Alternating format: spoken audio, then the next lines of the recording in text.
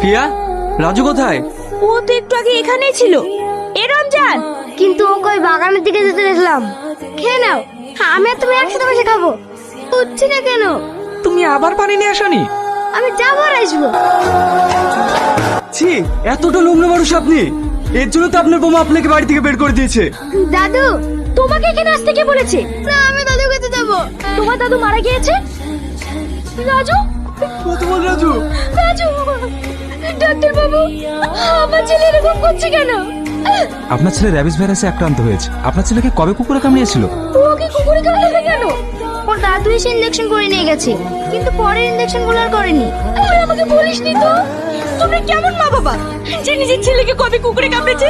আরে তোমরা তো টাকা পয়সা ছাড়া কিছুই জানো না। আর যদি ওর দাদু বেঁচে থাকতো তাহলে আর রাজুর এমন হতো না।